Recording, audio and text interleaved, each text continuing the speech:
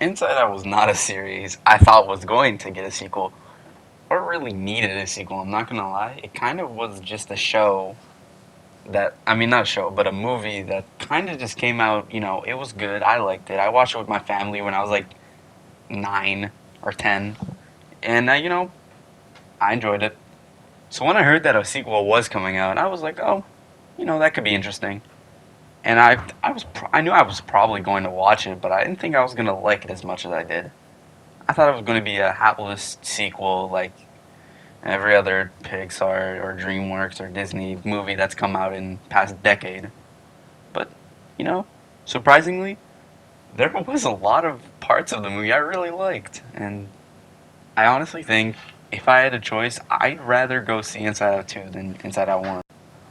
But, like, if I rate it out of 10, I'd probably give it like an 8 because I did enjoy it, but it was still a little. There were a couple of problems that I didn't really like about the movie, but it made up for it with the fact that it was actually kind of funny.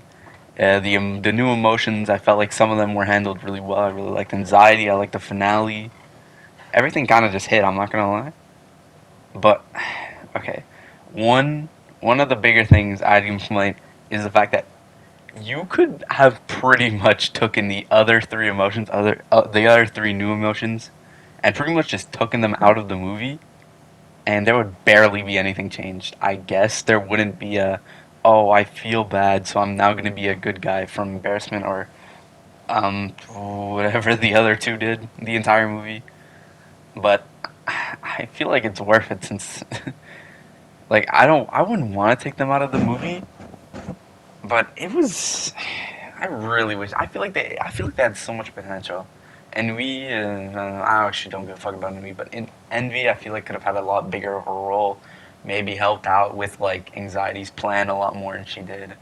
And Embarrassment could have been more than, oh, I'm a good guy now. I guess even though he didn't fucking see anything, I guess he saw one thing of Riley leaving her friends or something, and he was like, nah, I ain't doing all that now. So that was weird.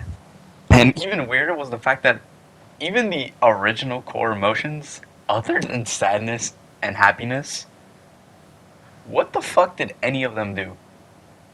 Like, genuinely, think throughout the movie, what did anger, fear, or disgust fucking do in the entire movie? Uh, really think about it. Hey, how many things can you think of? I guess they had one. I guess Anger made like a speech or some bullshit about don't giving up joy. But like they couldn't have thought of anything else they could have done throughout the whole movie. It had to be that one thing that they were able to do. They couldn't maybe make them have something really cool like in the midway point or like guide them somewhere or help them get out of a scenario. They were just kind of like there to help Joy on the journey. So that part also had me a bit like fucking. It was really annoying. Okay, now that I've got past the stuff I didn't like too much, it was kind of boring. Now I'm gonna get into the parts I really, really liked, which was anxiety, the motivation, and the fact that it genuinely did feel like anxiety wasn't a bad guy, but at the same time kind of was a bad guy because she was sending Riley down the wrong path, but for the right reasons. And I feel like that was handled really well. Like when I was watching in the theater and the panic attack, oh my god, the fucking panic attack scene was fucking gold. I don't know where they found that. I don't know who cooked that one up in the studio, but fucking kudos to them, bro. They knew what they were doing. I've already seen like 18 edits of that shit, like me core or some fucking stupid YouTube short title ass bitch. But like, it was genuinely a very well done scene. And another thing, I love the fact that they didn't change the animation too much because I really did like Inside Out 1's animation and style. I felt like it made it really easy to watch, and it wasn't disgusting. I don't know if that makes any sense, but it wasn't like like ugh or like too much like the new Garfield movie is. Cause like some of those scenes in Garfield, like with the animation, like the like, it's so disgusting to watch, and like, ugh. Inside Tube, easy, simple, nice. I like the humor. There were even a couple jokes that had me like giggling in the theater.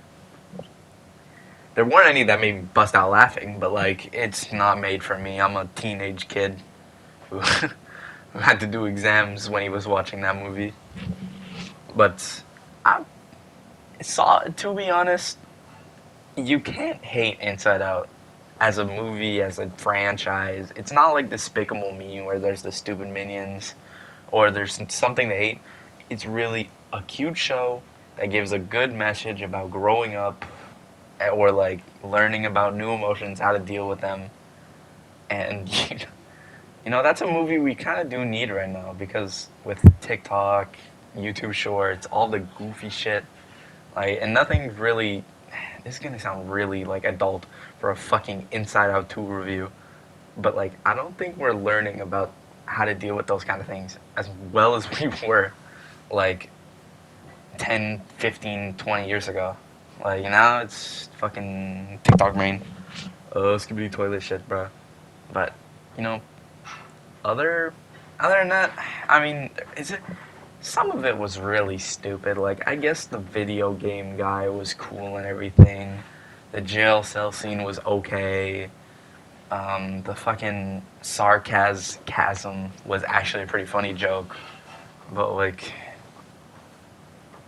yeah, I, I really want to be a huge fan of it, but I just wasn't. It was okay. It was better than I thought it was going to be. It's not a brain dead sequel like a lot of new ones are, but and like at least it tried.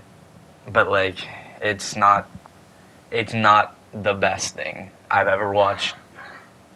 I would give it a 7 or an 8 out of 10, and I don't really want there to be an Inside Out 3 because like, what would they make it on?